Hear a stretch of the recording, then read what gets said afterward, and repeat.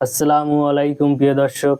আজ আমরা আলোচনা করব শুকনো কাঠের জম হিসেবে পরিচিত এক ক্ষুদ্র কিন্তু বিস্ময়কর প্রাণী নিয়ে, সেটি হলো টারমাইট বা আমাদের চিরচেনা উইপোকা নিয়ে। বিজ্ঞানের ভাষায় এদের বিভিন্ন পরিবার রয়েছে। আজ আমরা মূলত তিনটি প্রধান পরিবার নিয়ে আলোচনা করব। প্রথমত টারমাইডি, দ্বিতীয় ক্যালোটারমাইডি, তৃতীয় হচ্ছে রাইনোটারমাইডি। উইপোকাদের মধ্যে সবচেয়ে বড় পরিবার টারমাইডি। বর্তমানে সারা বিশ্বে এই পোকার প্রায় 20,000-এর বেশি প্রজাতি আছে। সাধারণত এরা ময়লা আবর্জনা খেয়ে মাটিতে পুষ্টি উৎপাদনে সাহায্য করে। এছাড়াও রাইনোটারমাইডি এই পরিবারের উইপোকাদের বৈশিষ্ট্য হলো এরা মাটির নিচে বাসা তৈরি করে থাকতে পছন্দ করে, এবং ক্যালোটারমাইডি এদের মূল লক্ষ্যই থাকে শুকনো কাঠ। এরা শুকনো কাঠ বা মরা গাছের ভেতরেই নিজেদের আবাসস্থল গড়ে তোলে এবং সেটি খেয়ে বেঁচে থাকে।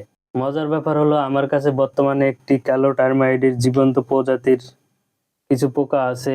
সাধারণতভাবে আমরা এদেরকে কেবল ক্ষতিকারক পোকা হিসেবেই চিনি, কিন্তু প্রকৃতিতে এর গুরুত্ব অপরিসীম। সাধারণত সকল উইপোকা ময়লা আবর্জনাগুলো খেয়ে মাটিতে পুষ্টি উপাদান বৃদ্ধি করে।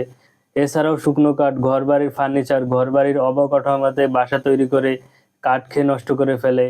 তাহলে এই উইপোকাকে কিভাবে প্রতিরোধ করব? প্রথমত, মাটির সাথে স্পর্শ না করিয়ে ফার্নিচার রাখবো বা অন্যান্য জিনিসপত্র রাখবো কিছু সাহায্যে, যেমন ইট হতে পারে। দ্বিতীয়ত, শুকনো কাঠ জাতীয় জিনিসপত্র যেন ভিজে না যায়, বা ভিজে গেলে চেষ্টা করতে হবে শুকানোর, কারণ ভিজে কাঠেই উইপোকার আক্রমণ বেশি হয়। তৃতীয়ত, বিভিন্ন ধরনের কীটনাশক বা তেল ব্যবহার করা যায়, যেমন তেলের মধ্যে ডিজেল বা কেরোসিন তেল ব্যবহার করলে উইপোকা আসে না। এবং কীটনাশক ব্যবহার করে এই উইপোকা দমন করা যায়, যেমন সিনজেন্টা কোম্পানির ক্যারাইটে, অটো কোম্পানির ইমিটাপ এবং স্কয়ার কোম্পানির ইম্পেল, পদ্মা কোম্পানির রিভাইভ, এগুলো ব্যবহার করলে উইপোকা দমন করা যায়।